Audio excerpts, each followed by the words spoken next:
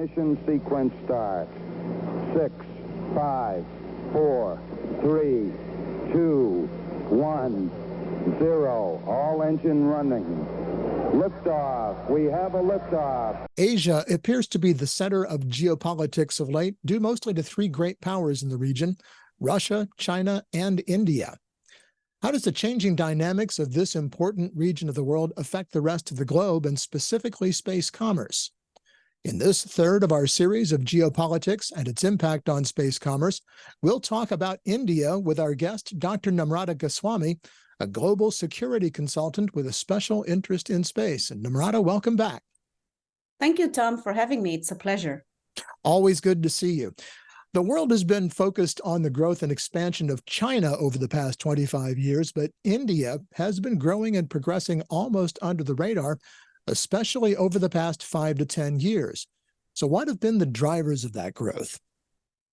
Sure. Thank you for that question. So there are actually three main drivers for India's growth, underpinned by a much larger systemic driver as well. So the first driver is the fact that India has a large middle class, about 600 million.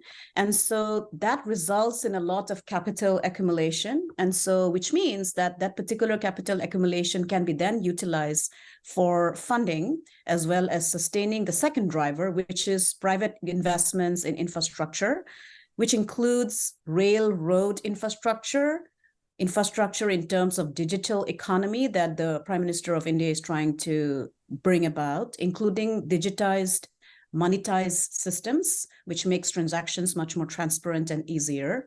And then efficiency of services, for example, e-commerce, e-education, bureaucratized processes that are much more transparent. So the second driver is, of course, growing investment in terms of private entities, but also foreign direct investment. So India has a foreign direct investment of about $84 billion in 2022.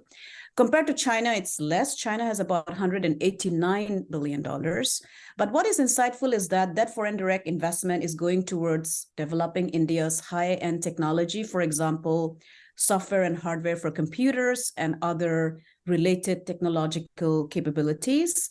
And then the final driver of India's growth is a common taxation system, which the government of India is instituting, as well as the critical fact that the government has brought about several reforms, for example, reforms in land, reforms in manufacturing, reforms in which processes of getting licenses are getting easier. And so all that has resulted in an economy which is about 7.2% today in terms of growth rate. And then the final systemic driver is India's demographic dividend. So India's demographic dividend, which constitutes about 600 million people between the age of 20 and 59, is going to remain a dividend till about 2056. And the peak will be reached in about 2041, where the contribution of that particular workforce will reach about 59%. So that demographic dividend is an asset that India has that also contributes to the global growth of India. So today, in terms of workforce, those under the age of 35 constitutes about 65%, which is very high compared to, say, other countries. So those are the reasons why you see a growth in the Indian economy, supported by government efforts to make it more transparent and much more efficient. And let's talk about that government for just a moment, because from an American perspective, Prime Minister Narendra Modi is kind of a different kind of politician for India. Is that a fair assessment? And if so, what is different about how he governs? That's a question that will require me to explain a little bit the Indian parliamentary system. Okay. So India is a different democratic system compared to the US. The US has a presidential system with US Congress and the judiciary, separation of power. India has a parliamentary system where a prime minister is not what people vote on. People vote on the party that the prime minister belongs to. And if you have a charismatic leader, which is good for the party, but everybody else in the party also has to function and win. So in the Indian parliamentary system, which has about 543 members of parliament, amongst which you would require about 272 seats to get majority and form a government. The Bharatiya Janata Party that Modi represents in the last election in 2019 got about 308 seats, which means it's way above the majority. And then it has a coalition government with the National Democratic Alliance that increases the seats even further. So given that, what Prime Minister Modi has an advantage because of the fact that he has majority in parliament, which gives him the ability to pass bills, to enact reforms, for example, despite opposition, because the party will vote, for example, what he wants to get achieved, right? And so that means that what he is achieving is supported by the majority of the population that voted for the BJP to be in power. Now, some of the reasons why Prime Minister Modi is winning is what he actually projects as his agenda for India. One is the unemployment rate. So India has a very high unemployment rate of about 9%, according to World Bank statistics, compared to about 6.5% globally. So what he's arguing is that it is absolutely vital for the government of India to establish skill-based ministries, enable India's more than 600 million young population to develop manufacturing capability, go beyond service sector, where the contribution is about 30% of the workforce today. And then the second important thing is that what he argues is that his basic focus is on building long-term educational capability, investment capability, enabling startups to help Indian families to go beyond just surviving. So those kind of messages resonates with the Indian public. And so that is why I would argue that he might be a different kind of politician, because after all, he's a prime ministerial representation of India. He has majority, which even the earlier Indian Prime Minister Manmohan Singh did not have. And we saw how much he suffered in terms of getting bills through. And so that gives Modi a lot of confidence in terms of what he wants to achieve for India. India is a nuclear nation surrounded by Pakistan, Russia, and China, which also have nuclear weapons. And how does that dynamic then affect the region? So the fact that India is located geographically within an environment where it has two nuclear weapon states at its border. One is China with a very large number of nuclear weapons. And then you have Pakistan and India. India also has nuclear weapons. Now, despite the fact that both China and India have no first use policy in terms of nuclear weapons, Pakistan does not. So that means that any decision that India takes in terms of foreign policy posture, power projection, building partnerships across the globe is always informed by that particular environment of nuclear presence. And also the fact that both borders, for example, the western border of India with Pakistan and China are both disputed by Pakistan and China. The eastern border with China is disputed by China. China claims a lot of land in India. And so the fear of nuclear escalation is always there, right? And so that constrains India's behavior in terms of foreign policy, and it has to navigate that world and has to kind of balance itself. For our audience here in the United States, think of a situation if the US had two nuclear-armed neighbors, for example, Canada and then Mexico, and has disputed borders, and they constantly escalated, right? We saw how the US responded to even the presence of nuclear missiles in Cuba. So it's that kind of a situation that India has to survive in. Is it fair to say that Prime Minister Modi appears to be treading pretty carefully to remain non-aligned with any geopolitical entity or alliance? And if that's true, can he keep India neutral? That's a great strategic question to ask. So historically, as you mentioned in your question, India has been non-aligned and has been a champion of the non-aligned movement that started in 1956 at the Bandung Conference. And the representation of India was, of course, India's first Prime Minister, Jawaharlal Nehru, who came from a completely different party, the Congress Party. And he believed that it was in India's interest to be non-aligned because of the Cold War, the rivalry between the United States and the Soviet Union. Fast forward to today, what is interesting is that Prime Minister Modi seems to be moving away from that non-aligned posture. What is interesting is that in the foreign policy posture and decision that India is taking since he came into power around 2014, the idea is to establish multiple alignment structures that benefits India's national interest. So India is starting to have a very strong relationship with the United States across different domains, be it land, sea, air, space, and cyber. India has signed several agreements with the United States for more military-to-military collaboration.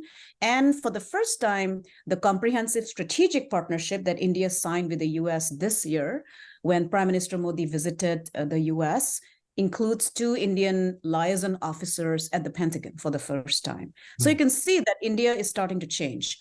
What is fascinating to me is that India is also a member of the Quadrilateral Security Dialogue that includes Japan, Australia, and the US, and is very much focused on a free Indo-Pacific. So, and at the same time, now this is what puzzles audiences across the world, right? India also has to navigate its relationship with China and Russia for the reason that China, of course, has a deep influence on India because of its disputes, because of the fact that it is right there at the border, right, with nuclear weapons. So that India always has to consider its relationship with China. And then with Russia, because India historically has been dependent on Russia for military hardware, has had a deep historical relation with the Soviet Union, balancing that is critical for India's own political culture, strategic image, and also in some sense to be seen as a broker of international peace between these 2 alignment structures. Well, there's no doubt that India is rapidly expanding its power as a high-tech economy. So what are the greatest threats and opportunities? So India is actually now focused on building its high-tech technologies. This includes not just space, which we'll talk about in a bit, but also quantum. So India has taken decisions, including collaboration with the United States, to build quantum communication and capabilities. India is also focusing on building artificial intelligence, for example, and robotics, and wants to move also to manufacturing and not just services in these high-end technological sectors. The reason why this has been a focus and how this is an opportunity for India is that India is also starting to focus on reforming its education system, for example, supporting STEM. Indians contribute across the world to the global STEM-based work service and workforce. And the second reason for this growth is that there has been a conscious decision taken by the Indian government to build innovation and made in India high-end technology.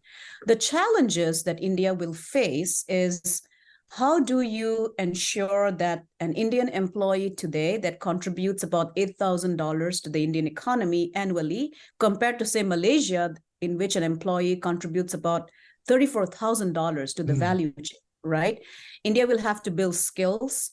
India will have to upskill its about 600 million workers that are going to enter the workforce, move from services to manufacturing, which is a big challenge, and also build efficiency into their system. India, while trying to build efficiency and the digital infrastructure, still suffers from enormous levels of inefficiency because of bad infrastructure, badly directed policies that wants to build reform, raise the unemployment rate. So even in the high-end technology sector, this could become an issue if not addressed in the next 10 years. Space was a factor in the conversations, the policy conversations at the latest G20 summit, but neither President Xi Jinping or President Putin attended the G20 summit, of which India was the host. Why is that the case? So I would argue that this was the writing on the wall, right? So India is, of course, now has the presidency of the G20, and so if you look at the G20 summit, as you mentioned, space was a very critical component. There were conversations about how India will hope to increase its contribution to the space economy from 8 billion to about 40 billion by 2040. And also the fact that India wants to ensure that G20 nations are also with India. The statistics is that India is the fastest growing economy among the G20, right? With 7.2% growth today, forecasted to be about 6.7% until about 2040, which is a high rate of growth, right? And so the reason, having said that, having given you the advantages of why India is a critical member of the G20, I think what is happening is that with President Xi Jinping not attending the G20 summit, the signal by China to India is clear that China is viewing India as part of the Western effort to build a free Indo-Pacific, for example, which includes an independent or status quo maintained Taiwan. India has strong relationships with Taiwan. India hosts the Dalai Lama in Tibet, who is a challenge to China's legitimacy in Tibet. India is forging more and more closer relationships, for example, with the US. That's a clear signaling to China, and that the conflict at the border is increasing. And so this is going to become a headache for India, because the biggest competitor to India will be China. China is the actor that is right there at the border. And with President Xi Jinping not attending the G20, he's also sending a message to India and the West that China is going to build alternate strategic alignments, right? And that's becoming very clear. For example, in the BRICS summit in August, China signed an agreement with South Africa to become a member of the International Lunar Research Station that China leads. So very clear demonstration. Now with President Putin, of course, he would have, if at all, come in by video conference, right? And which was a medium he had. He did that with the BRICS summit, but he didn't do that with the G20, which was interesting because India-Russia has had good relationships. And so that seemed like him expressing a kind of discomfort with India getting more and more closer to the US. And if you look at the G20 summit statement, I mean, Russia, of course, sent its foreign minister, but Russia also says that the G20 joint statement was very balanced, did not mention Russia at all. And Ukraine was not happy with the G20 summit because it did not condemn Russia, right? Yeah. It did say that Ukraine has to become peaceful and is a concern for the international community, but never said anything about Russia. So in that contextualization, it is a strategic surprise for me that Russia would take such a decision, because while India might say that this is okay, India will factor in the critical absence of the Russian president, Vladimir Putin. But it also tells you that Putin is viewing the relationship with China as the most important value addition in the context he finds himself today. And the fact that the fact that China did not attend the meeting through its president was a strategic concern for Russia, and it wanted to showcase some level of convergence with the Chinese president as well. My guest is Dr. Namrata Goswami on the Terra podcast. Take a moment right now to click subscribe to be sure you don't miss any of the podcasts, or if you're watching on YouTube, any of the videos from Terra, the Journal of Space Commerce. Let's talk about space now, Namrata, because India is on a roll in space. What are some of the recent achievements they've made? Sure. Thank you. I mean, the biggest achievement for India is what everybody's talking about, right? The Chandrayaan-3 lunar mission that landed on the south pole of the moon on August 23rd. So that's a big achievement from both technological and strategic point of view. Technologically, because as we know, there is very few or very limited domain awareness of the South Pole. There are lots of craters there. And so to land there is difficult. And so the fact that India succeeded in its second attempt and succeeded well with a cost-effective program is a big achievement. Technologically, the other important achievement is, of course, the fact that the Indian rover and the lander, Vikram and Pragyan, have several scientific instruments that for the first time tells us about the surface and about 8 centimeter below the surface lunar temperature, which is 60 times higher than the above. It's a very interesting contribution to understanding of lunar temperature, right? So which means that we can utilize that kind of data for human habitation, if at all we want to achieve that. And then the experiment also confirmed the presence of sulfur and detected other elements like aluminum, titanium, iron ore. The second big achievement for India is sending the first Aditya-1 mission to Sun-Earth Lagrange point 1. Okay. And what the idea is to park it at Lagrange point 1 to study the sun and the sun's corona, right? And so that's something, again, would be a big achievement for India. I think the other two achievements for India are, of course, the Mars mission that India succeeded for the first time as an Asian nation in 2014, when it sent an orbiter, and it hopes to send another mission by 2030. And then I think the final achievement for India is the fact that it has been able to build an end-to-end space capability that is low cost and efficient, right? So the Polar Satellite Launch Vehicle, the Geosynchronous Launch Vehicle Mark III, that is a medium lift rocket, all these add to India's attractiveness as a space power that can show the world that you can do a mission, for example, like the moon, at a low cost and in an efficient way, and everything built indigenously. So these are some of the major achievements for India in the last few years. But the U.S.-India partnership in space is growing, but why has that been the case given India's tendency to be non-aligned? So there are certain reasons why the US-India relationship has grown, especially in space, which is fascinating to me. So I think this started with the visit of Bill Clinton in 2000. So it's been about 23 years in the making. It seems like it's sudden. So with Bill Clinton's visit, and then with George W. Bush signing the nuclear civilian deal with India in 2005, the relationship started changing.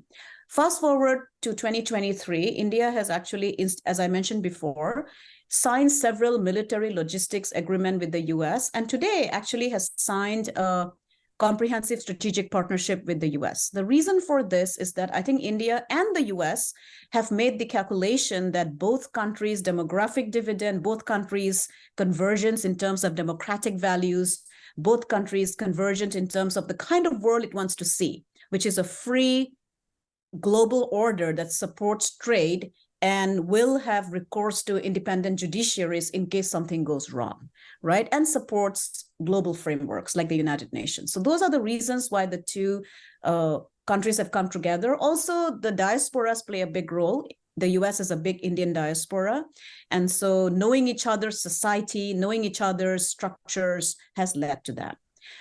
I'll end by saying that for me, the most strategically critical development for the India-US relationship is this growing space partnership, right? And these are at different levels. One is both countries collaborating in terms of setting certain regulatory frameworks and mission goals for their lunar program. So India signing the Artemis Accord that the US leads is a critical factor. The Indian calculation was, of course, one, it will be partnering with the most advanced nation in the world in terms of space capability. So NASA will have a lot to offer to India. For NASA, getting India a major spacefaring nation with the only operational real-time capability to go to the moon today is a big win and a strategic win, because India is a major power, the largest demographically blessed nation in the world, if I may use that word, right? And so those are the reasons. I think with the strategic partnership in space, what is missed by people is that next year, India and the US are going to go to the International Space Station together. Okay. So again, that's a big deal. And that has been reiterated in the G20, on the sideline of the G20, when President Biden visited India, they signed another joint statement that reiterates that particular effort. And then finally, what is fascinating to me is that both India and the US are talking about developing planetary defense vis-a-vis deflecting an asteroid or an access to asteroid data. That's a big deal, which means that collaboration can then extend to possibilities like nuclear technology, the idea that can we use nuclear explosives to deflect an asteroid so that we do not suffer the fates of the dinosaurs, right? And so that, I think, are very critical developments in India. I think the challenge for India, US in terms of space is the lack of consensus when it comes to space norms. So India has abstained from supporting the United States, for example, in its efforts to bring about a moratorium for anti-satellite ban at the United Nations. Also, India has abstained in supporting the open-ended working group because there are differences in terms of how do you explain a concept like responsibility. Like, Right. because it is focused on building responsible behavior, India's argument is that who would decide that and how would you decide that? And the concern is that without a treaty-based obligation, India's position is that you might then create obstacles for emerging space nations to build space technology that could have dual use, right? And so there are differences in terms of norm building, but I'm sure they will work towards getting to some level of understanding together. So the U.S. has NASA, India has ISRO, the Indian Space Research Organization. But like all space programs, ISRO has had a series of failures that were corrected, leading to success. That being said, what is next for ISRO? So, as you said, and ISRO also, if we shouldn't forget, did not succeed in its first attempt to land on the South Pole, right, in 2019, learned from its mistakes. So the ISRO chief pointed out that the basic premise of the Chandrayaan-3 mission was a failure mission. So they had accounted for every failure possible, including the software going rogue within the lander, so that even in that case, it will land, right? So that was the thinking and philosophy. So what is next for ISRO? So this is, again, very critical. So in 2023, India instituted its space policy. So if you look at the space policy document, it's a lot about what ISRO's role will be going forward. So ISRO functions under the Department of Space. India has a Department of Space, unlike the US, which does not have such a similar department, right? And that is under the Prime Minister's office. So it's at the highest level of policymaking. And under the Department of Space is the Indian ISRO, the Indian Space Research Organization. So according to the current directive put out by the Department of Space, ISRO will limit itself to research and development, and India's entire space ecosystem will be made private. So while ISRO will support space missions to other celestial bodies, will continue to do very critical scientific research, but the launch platforms will continue, for example, the PSLV and the GSLV, but most of this will be slowly moved to the private sector, including the manufacturing of India's rockets. So that is what is next for ISRO. In terms of big missions, ISRO is planning to collaborate with Japan to go back to the moon, to scale the South Pole of the moon for resources, as well as surveying the South Pole for future habitation. This will happen in 2026. So that's a big mission coming. That's the Chandrayaan-4 mission. ISRO, as you know, is partnering with NASA through the Artemis program. Japan is an original founding member of the Artemis program. So that's a very critical component for ISRO. And finally, I think ISRO is focusing on building space domain awareness, building a satellite navigation system. So those are the big missions that are forward, that are in ISRO's future in the next 5-10 years. You just mentioned that India is beginning to allow private space companies and moving towards privatization of their space program. How bright is the future for those companies in India?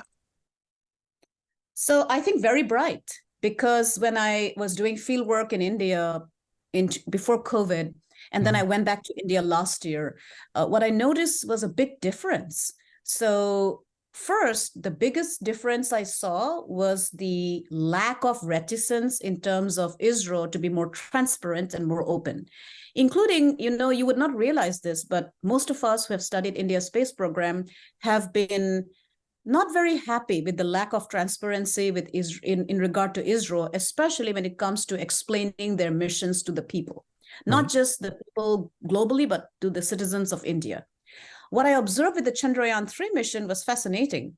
The amount of detail, the amount of scientific explanation of the mission that ISRO put out, the amount of transparency in terms of what data is being collected, that is being put on X, is just astounding to me. This is a government agency which was so caught in red tape and so bureaucratic, suddenly becoming so transparent, which means that for the private space sector, the fact that India is reforming, India is opening up, becoming more transparent. India has instituted several organizations, for example, the New Space India, InSpace, which is a body that is going to be the single-stop place for licenses for space startups. The fact that India has taken a decision to move funding to the private sector to build rockets and to build satellites and to build propulsion systems means that India's future in terms of space startup is pretty exciting. ISRO recently signed an agreement with Amazon Web Services to provide cloud computing so that Indian space startups can take advantage of images, but also build skills.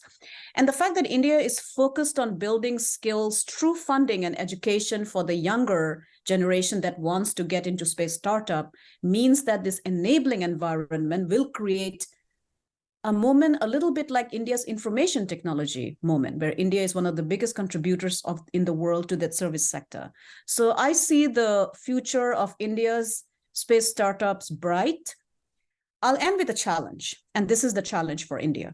So while the future looks very bright in terms of institutions, in terms of funding, in terms of skill, young population, STEM education, the challenge for India is to provide clarity in terms of why is it going to space, right? So if you look at the space policy document, it's more like a document that explains to all of us about the bureaucratic structure of India's institution and the new space institution that India has instituted. But it's not really a space policy document, because a space policy document, in my mind, should tell us the different missions India is doing and why. Right? For example, the moon mission, the Mars mission, the national satellite constellation. Also, India needs to tell us in a space policy document, what is it doing in terms of national security space, which is completely missing in the document, right? So that's a challenge. So while you build capability, technology, skill set, without identifying the missions and how it's going to contribute back to India's economy, that explanation is not very clear. While there is clarity in terms of how India's investments, so for example, in a low Earth constellation, is clear because it means communication, navigation, the data that it generates, that builds the economy.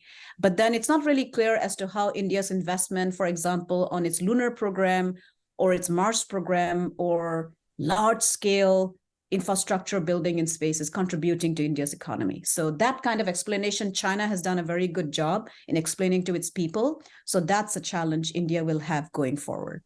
There was a study done recently, and I don't recall which of the companies did the study, and so I'm not going to mention a name, but it basically found that people don't understand the value of space, and they just don't get it. Is that kind of what you're saying about India, is that people, that the general public needs to be sold on the value of the space programs? I think, yes, I am saying that, right? And I agree with you. I mean, it's just not India's problem. Even in the US, if you talk to the person on the street about Artemis, they don't get it. Right. Right. Okay, why are we investing $94 billion on an Artemis program? What does it get us? We've already sent humans to the moon, in the 1960s. And so, okay, we want to send a woman and a person of color, but how does that contribute to my life, right? Besides just feeling pride. And I think that's why it's so critical to understand that the inspiration from space has changed in the 21st century. It has to be much more than the symbolic missions, right? So India also has to do a much better job of explaining to its people. You will have moments like this when landing on the moon will create a lot of enthusiasm and excitement for India for the first time, or going to Mars. And what is interesting is that the Indian Prime Minister has instituted a radio program called Man Ki Baat, which means thoughts and words from my heart or from my soul, and which he engages the Indian population. And radio is a big medium of communication as to why Indians should get excited in terms of their space program and how it builds India's image. But I haven't seen ISRO going in terms of explaining the economics of their space program. How it contributes to the Indian people's life. There are very generic statements which the space community understands, that this is about weather forecasting, this is about disaster management, this is about agriculture monitoring. But you need to have more programs that go to the person on the street to explain to them how this benefits them, and to explain to them how it benefits them monetarily.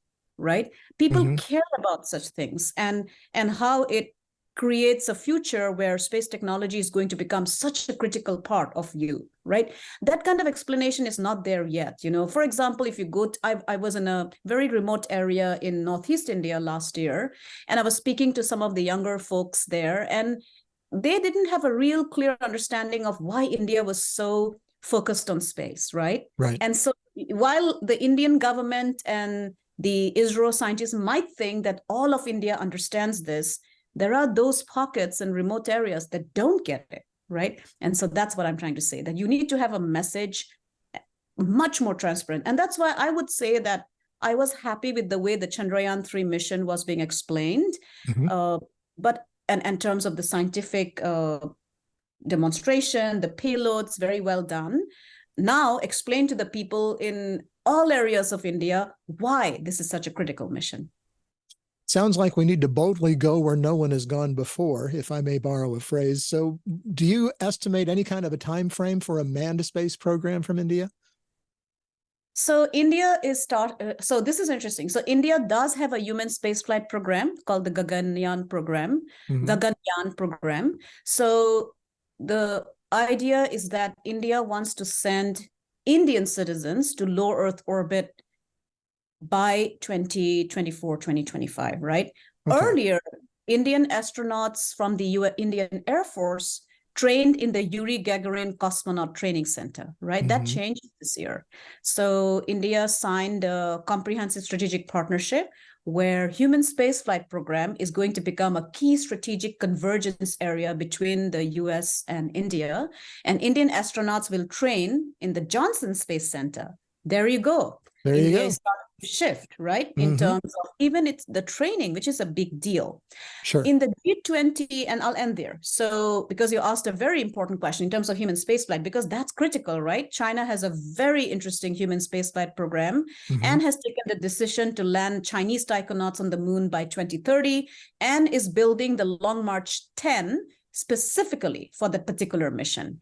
So, in the G20 sidelines, India and the US signed a joint statement in which they have decided to sign another strategic document by the end of 2023 between ISRO and NASA to make human spaceflight a key area of strategic cooperation. So you can see that India is taking the strategic calculus that collaborating with the United States will upscale India's human spaceflight program. So I see India and the US succeeding in going to the International Space Station next year, which will be a big first for India, right at the time when Russia is threatening to exit the International Space Station. Right. And then India